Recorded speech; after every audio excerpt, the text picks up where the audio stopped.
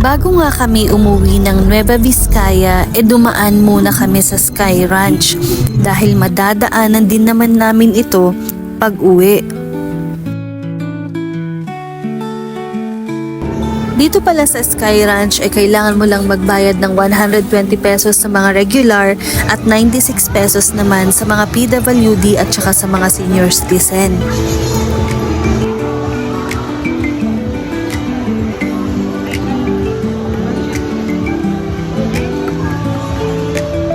Para nga kaming mga bata na tuwang-tuwa sa mga nakikita namin.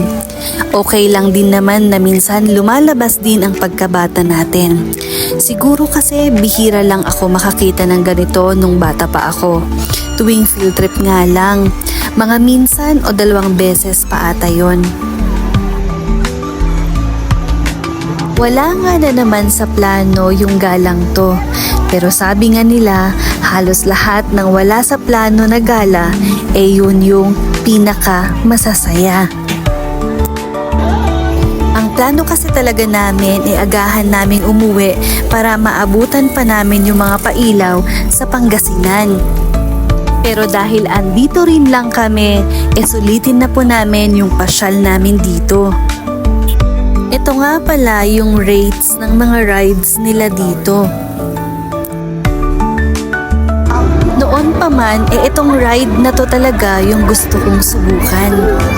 Pero dahil takot nga ako sa heights, hindi ko magawa-gawa. Tayo? Kasi, pati dito ko akan na rin dito sa may manakong Ferris wheel. Try natin. Ferris wheel? Oo, yan yung dito na. Dito.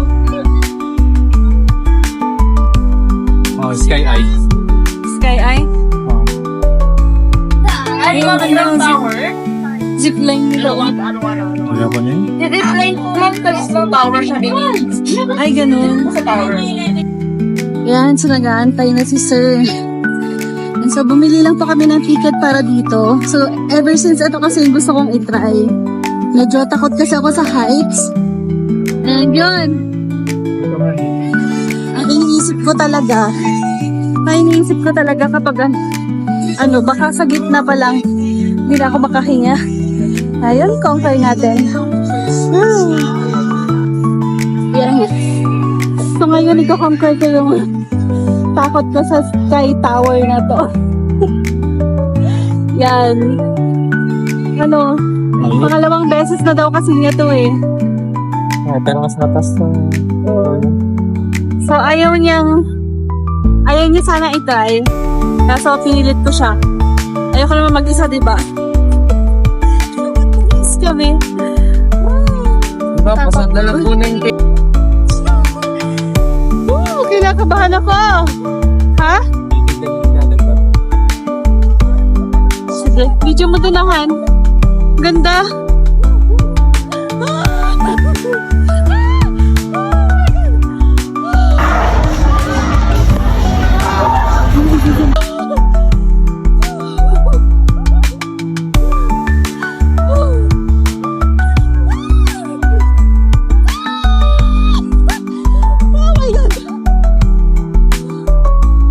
Kabahan ako nga.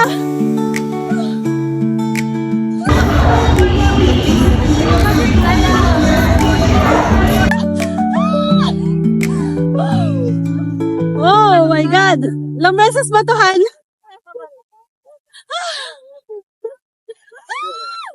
Di ba, ito sa ko.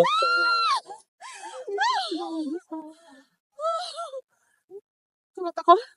Nonchalant.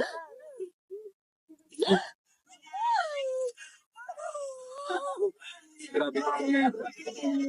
Oh my God! Mukhang ayoko na. Last na. Tama na. Oh, Ito pa nga. oh. Yung ko sa ulo. Kaya mo na. Okay. Second. Ilang beses ba to? Ha? Magpipigil amin na Huwag mo kasi ito. Inhale-exhale ka lang. Inhale-exhale ka lang. Normal lang naman. Kasi ako na yung cellphone lang. Naku na. Oo, tapos na lang. Last na ba yun?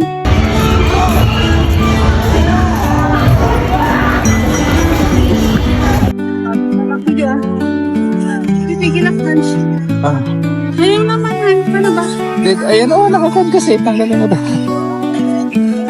Grabe doon.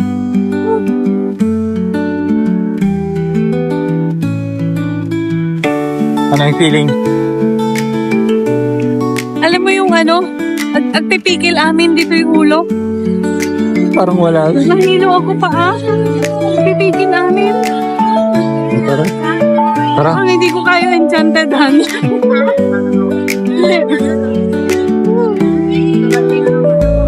May ulitin yun. Hindi pa nga ako nakaka-recover sa Sky Tower na yun. Ito at papunta naman kami sa may Ferris wheel.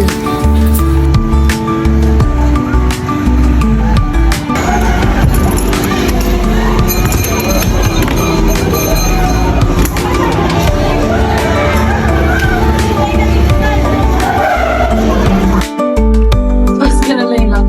Wow, aircon. Kaya pala, dun sa mga may aircon sila. Ah? Sa mga may aircon lang. Oo. Gusto i-try yun.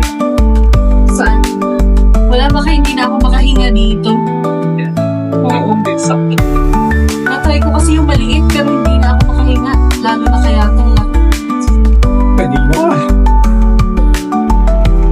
Sulit na sulit naman yung pagsakay namin dito dahil ang ganda ng tanawin.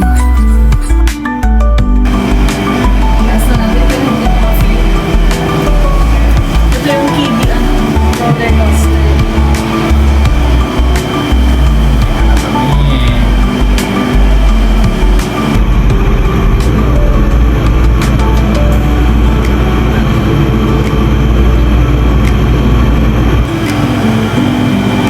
Taas na natin yung tao yan.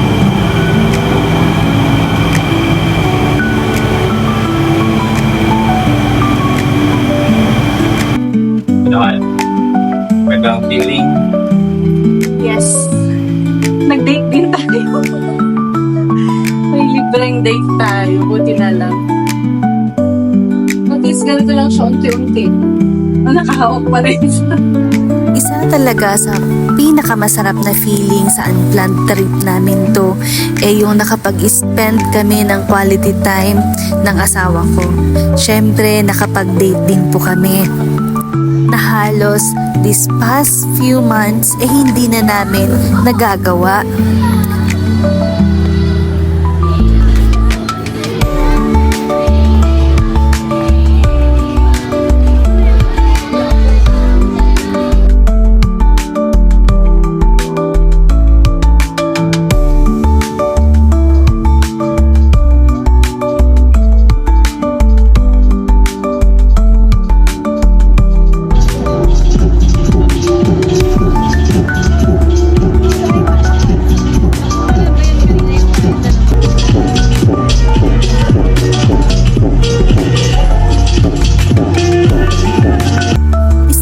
Ito sa mga gusto kong subukan.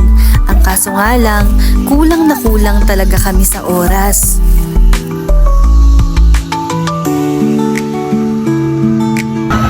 Isa pa tong ride na to, pero baka hindi ko siya kayanin.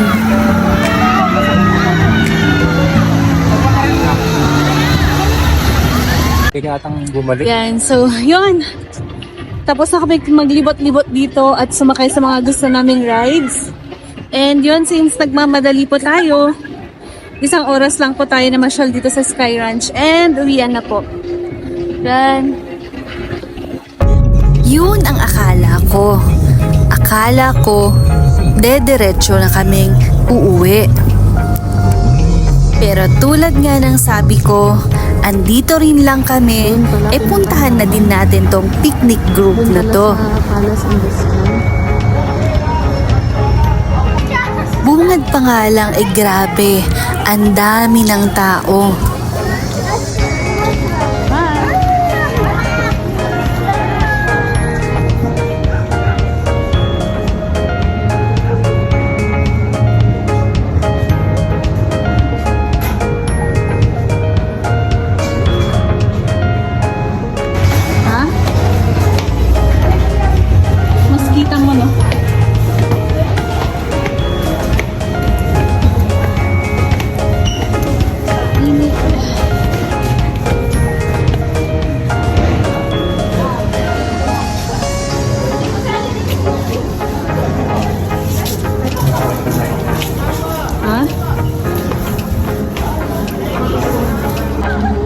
dito nga, kitang-kita mo yung Taal Lake at Taal Volcano. Ayan.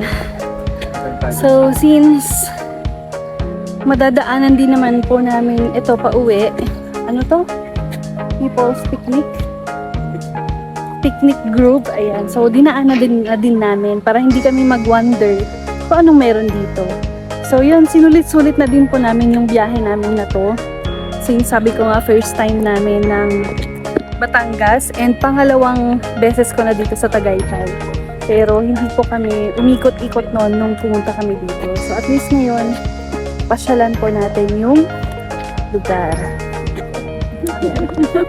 So yun, pauwi na din po kami. And see you there. Bye! So, yun. Nagre-reklamo yung asawa ko.